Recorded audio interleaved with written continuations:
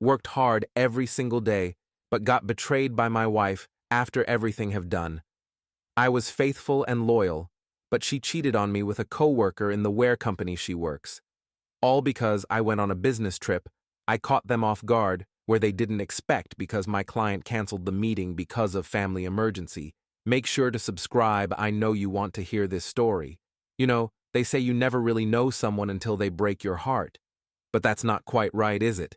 You never really know someone until they shatter your entire world while smiling to your face, until they take everything you've built, everything you believed in, and burn it to ash while you're sleeping next to them, trusting them with your life. My name is Marcus Chen, and this is the story of how I lost everything, and how I took it all back. Let me take you back to where it all began.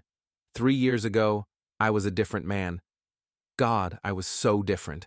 I was one of those guys who believed in happily ever after. I believed in loyalty, in the sanctity of marriage, in the idea that when you love someone with everything you have, they'd love you back the same way. I was naive. I was a fool. But I'm getting ahead of myself. 3 years ago, I had what everyone said was the perfect life. I was a senior architect at Morrison and Blake, one of the most prestigious firms in the city. Not the biggest paycheck, but respectable, comfortable. I'd worked my way up from junior draftsman over 8 years, putting in the hours, the late nights, the sacrifice. Every blueprint, every design, every project was a piece of my soul on paper. And then there was Sarah Matthews. Well, Sarah Chen after she married me. God, just saying her name used to make my heart skip. We met at a coffee shop, of all places. Such a cliché, right? I'd spilled my latte all over her laptop. She was furious at first, but then I saw her smile. That smile. It could light up the darkest room, could make you forget every problem you'd ever had. We dated for 2 years before I proposed. I wanted to make sure everything was perfect. I saved up for 6 months to buy her the ring she deserved. Not the biggest diamond, but it was real, and it was given with a love so pure I thought it could move mountains. She said yes on a beach in Santorini. The sunset behind her made her look like an angel. I remember thinking, this is it. This is what life is supposed to be. We got married in a small ceremony. Her family, my family, our closest friends. Sarah wore a simple white dress that somehow made her look like royalty. When she walked down that aisle toward me, I cried. I'm not ashamed to admit it. I cried because I couldn't believe someone so beautiful, so perfect, had chosen me. I promised her everything that day. I promised to love her, to protect her, to build a life with her, to be faithful, to be true, to be the man she deserved. And I kept that promise. Every single day. For 3 years we built something beautiful. We bought a small house in the suburbs. Nothing fancy, but it was ours. I remember the day we got the keys. Sarah insisted we carry each other over the threshold, laughing about how we'd both probably fall. We painted the walls together, argued about whether the living room should be autumn wheat or harvest gold. They looked exactly the same. We adopted a dog, a golden retriever we named Biscuit. Sarah's idea. She said he looked like a biscuit when we first saw him at the shelter. He became our child before we were ready for actual children. We'd take him to the park every Sunday morning, rain or shine. Those Sunday mornings. God, I'd give anything to go back to just one of them. Sarah worked as a marketing coordinator at a tech startup downtown. She was brilliant at it. Creative, driven, passionate about her work. We'd spend evenings on the couch, her laptop on her knees, me with blueprints spread across the coffee table, Biscuit between us, both of us in our own worlds, but together. That was our life. Simple, beautiful, real. I worked hard to provide for us. I took on extra projects, stayed late when needed. Not because I had to, but because I wanted to give her everything. I wanted her to have the life she dreamed of. We talked about kids, about buying a bigger house someday, about growing old together. Every morning I'd wake up before her alarm, make her coffee exactly how she liked it. 2 sugars, a splash of cream. I'd leave it on her nightstand with a little note. Nothing fancy, just love you, or have a great day, or sometimes a terrible joke that would make her groan and smile at the same time. Every evening I'd come home, and she'd greet me at the door, sometimes with a kiss, sometimes with a story about her day, sometimes just a hug that lasted a little longer than necessary because we both needed it. We weren't rich. We weren't Instagram perfect. But we were happy. Or at least, I thought we were. I thought we were. The first sign came 6 months ago. Such a small thing, really. I came home early from work. We'd finished a presentation ahead of schedule, and I was excited to surprise her. Maybe take her out to that Italian place she loved. I walked in, and she was on her phone. Nothing unusual about that. But when she saw me, she jumped. Actually jumped, like I'd caught her doing something wrong. She quickly put her phone face down on the counter. "You scared me," she laughed, but it sounded off, forced. "Sorry, babe. Finished early. Thought we could go out." "Oh, I actually have a work thing tonight. Remember I told you about it?" She hadn't. I would have remembered. But I didn't want to start an argument, so I just smiled and said, "Right, of course. Tomorrow, then?" She kissed my cheek and left within 10 minutes. I told myself I was being paranoid. Work gets busy. People forget to mention things. It happens. But then, it kept happening. The late nights at work became more frequent. The phone, always face down now. The way she'd angle her laptop screen away from me when I walked into the room. The shower she'd take the moment she got home, before even saying hello. Little things. Tiny cracks in the foundation. I tried to talk to her about it. One night, about 3 months ago, I sat her down. "Sarah, is everything okay? You seem distant lately." She looked at me with those beautiful eyes, and for a moment I saw something. Guilt, fear, but it was gone in a flash. "I'm just stressed with work, Marcus. This new campaign is killing me. I'm sorry if I've been off." She took my hand, squeezed it. "I love you. You know that, right? I love you too." And I believed her. God help me, I believed her. But the cracks kept spreading. She stopped leaving her phone around, started using a passcode she'd never had before. "For work security," she said. Started going to the gym more often. "Getting healthy," she said. Started wearing perfume to work when she never had before. "Just feeling more confident," she said. An excuse for everything. And I accepted every single one because the alternative was too painful to consider. Then there was Derek. Derek fucking Harrison. He worked at Sarah's company. Started there about 8 months ago as a senior account manager. Sarah mentioned him in passing a few times. Derek led the meeting today. Derek had this great idea for the campaign. Derek thinks we should pivot our strategy. Derek this.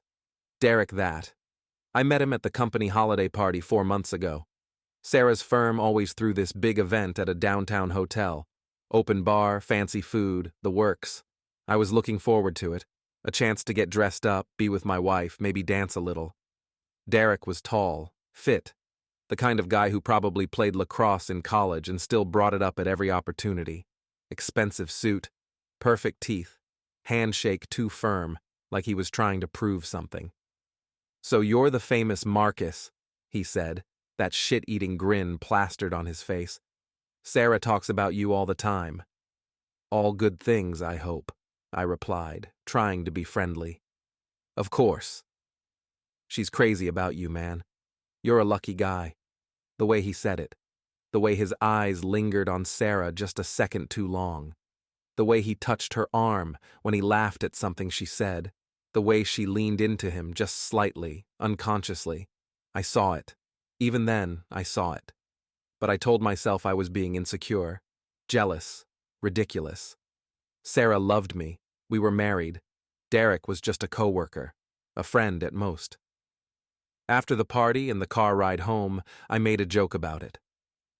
"That Derek guy seems friendly." Sarah laughed. "He's harmless.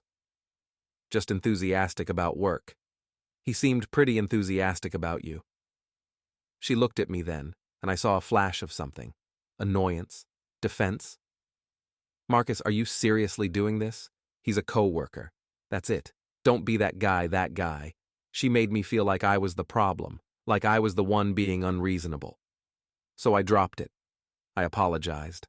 I told her she was right. But Derek's name kept coming up. More and more. They were working on projects together. Late nights at the office, business lunches, a weekend conference they both had to attend. It's just work, Marcus. You're being paranoid, was I though? Was I really? The truth came out on a Tuesday. Tuesday, March 14th. I'll remember that date until the day I die. I was supposed to be in Philadelphia for a client meeting. Flew out Monday night, meeting scheduled for Tuesday morning. But the client had a family emergency and canceled. I caught the first flight back home, landed at noon. I didn't call Sarah. Thought I'd surprise her. Maybe take her to lunch if she was free. Pulled into our driveway at 1:47 p.m. I remember because I looked at the clock, thinking about whether she'd be home or at the office. Her car was there. That was unusual for a Tuesday afternoon.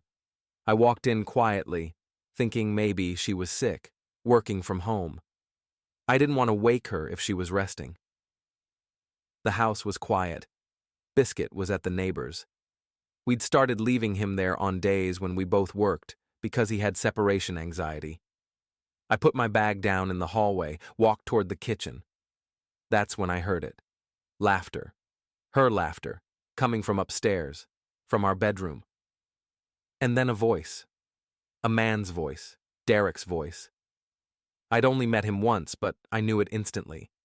My legs moved on autopilot. Up the stairs, down the hallway.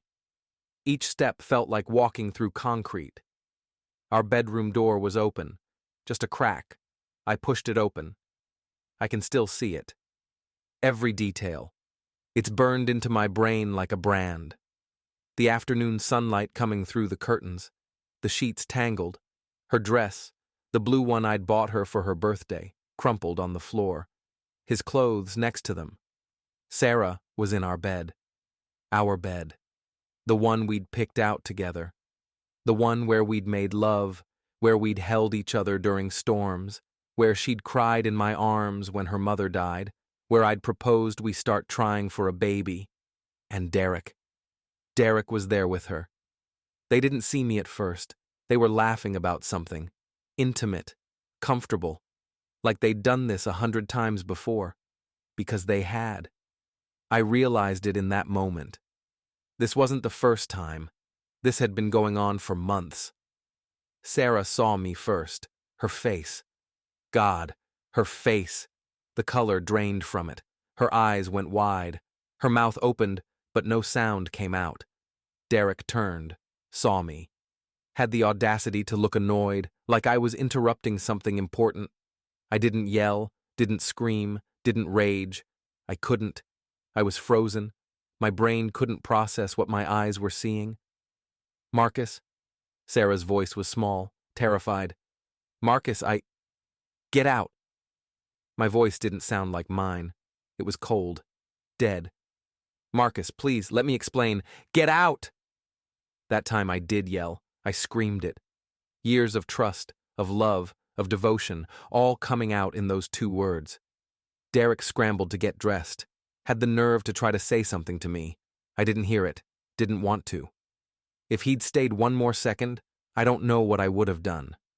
He left. Practically ran down the stairs and out the front door, and then it was just us. Me and Sarah. Husband and wife. In the ruins of everything we'd built. She tried to explain. They always do, don't they? It didn't mean anything. It just happened. She didn't plan it. She loved me. She was confused. It was a mistake. She was sorry. So sorry. Every cliché you've ever heard about infidelity came pouring out of her mouth while she sat there, wrapped in our bed sheets, crying.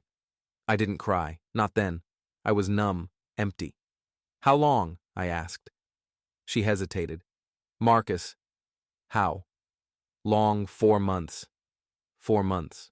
A third of a year.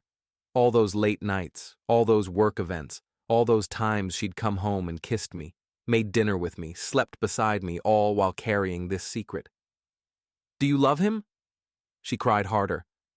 "I don't know. I'm confused. I love you, Marcus, I do. But he makes me feel—" She didn't finish. Didn't need to. "Get out," I said again. Quieter this time. "This is my house too. Get out. Go to him, since he makes you feel whatever I apparently don't." She packed a bag, took some clothes, her laptop, her phone, kept crying, kept apologizing, kept telling me we could work through this, that she'd made a mistake. I sat on the couch and stared at the wall while she moved around our house like a ghost. She left around 5 p.m. The door closed behind her, and I was alone. That's when I cried. I cried like I'd never cried before. Gut-wrenching sobs that came from somewhere so deep I didn't know it existed. Biscuit came home that evening, and he just sat with me, pressed against my legs, like he knew. The next weeks were a blur. I couldn't eat, couldn't sleep, couldn't work. I called in sick, stayed home, wandered through our house like a ghost myself. Every room held memories that now felt like lies. Sarah called, texted, begged to talk, said she'd ended things with Derek, said she wanted to come home, wanted to fix things. But I couldn't. Every time I looked at her, all I saw was them together, in our bed, in our home, laughing, intimate. I filed for divorce. She didn't contest it. The guilt, maybe. Or maybe she was relieved. They say that pain changes you. They're right. I spent 2 months drowning. But then something shifted. The grief turned to anger. The hurt turned to rage. And the rage turned to clarity. I'd lost everything. My wife, my marriage. My home felt like a crime scene. Even work was tainted because every time I went to the office, I imagined Sarah and Derek laughing about me, about how I'd been so clueless, so pathetically trusting. I'd played by the rules, been the good guy, the faithful husband, the honest man. And what did it get me? Destroyed. So I decided to stop being the good guy. I decided that if they could take everything from me, I could take something back. Not physically. I'm not a violent man. But there are other ways to make people pay, other ways to balance the scales. Derek still worked at Sarah's company. She'd quit 2 weeks after I caught them, whether from guilt or because it got too awkward, I don't know. But Derek? Derek stayed. Probably got promoted, knowing how these things work. I started digging. Called in some favors from friends in IT and HR, in legal, asked questions, did research. It's amazing what you can find out about someone when you really look. And I found things. Oh, did I find things? Derek wasn't just having an affair with my wife. Turns out he had a pattern. 3 other women at the company in the past 2 years. All while he was engaged to someone else. A woman named Jennifer who had no idea what her fiancé was really doing during those late nights at the office. He'd also been padding his expense reports. Nothing huge, but consistent. Fancy dinners charged to the company that were actually dates with his conquests. Hotel rooms for client meetings that never happened. And then there was the big one. Derek had stolen a pitch from a junior colleague, a woman named Rachel, who'd confided in him about her innovative marketing strategy. He'd taken her idea, presented it as his own, and gotten a bonus for it. Rachel had been too scared to speak up. I had evidence, emails, receipts, testimonies from women brave enough to talk once they knew they weren't alone, financial records. I had everything. I could have just sent it to HR, let the company handle it. But that felt too clean, too easy. So I did something better. I compiled everything into a detailed, meticulously documented package, emails, photos, financial records, statements from Derek's other victims, timeline of his engagement and his affairs. I sent copies to 5 people. First, Derek's boss, with a formal complaint about ethics violations and hostile work environment. Second, the company's legal department, highlighting potential lawsuits from the women he'd harassed. Third, Jennifer, his fiancée. She deserved to know who she was about to marry. Fourth, Rachel, the junior colleague, with encouragement and evidence to support her own complaint about idea theft. Fifth, a journalist friend who specialized in corporate culture pieces, not to publish Derek's name, but to write about patterns of workplace harassment and fraud, using anonymized details from Derek's case as an example. I didn't do anything illegal, didn't lie, didn't manipulate, just exposed the truth that Derek had been hiding. The results were beautiful. Derek was fired within a week. The company, scared of lawsuits, made an example of him. His engagement was called off. Jennifer publicly exposed him on social media, which led to others coming forward with their own stories. His reputation in the industry was destroyed. No one would hire him. Rachel got the recognition she deserved for her idea, along with the bonus that should have been hers. She was promoted. And me? I didn't get my wife back, didn't get my marriage back, but I got something else. I got justice. I got satisfaction. I got proof that actions have consequences, even if it takes time. It's been 6 months since everything fell apart. 8 months since the revenge. Sarah tried to reach out after Derek's life imploded, wanted to talk, maybe thought we could try again now that he was gone. I didn't respond. The divorce was finalized 3 months ago. I kept the house, kept Biscuit, kept my dignity. I'm not the same man I was a year ago. That man died in that bedroom doorway. The man I am now is harder, colder, but also wiser, stronger. I don't trust easily anymore. Maybe I never will again. But I learned something important. I learned that being good doesn't protect you from bad people. Being faithful doesn't guarantee faithfulness in return. And sometimes, the only way to heal is to make sure the people who hurt you face the consequences of their actions. Do I regret it? The revenge? Not for a second. They say living well is the best revenge. Maybe they're right. But making sure that the people who wronged you can't do it to anyone else? That's pretty satisfying too.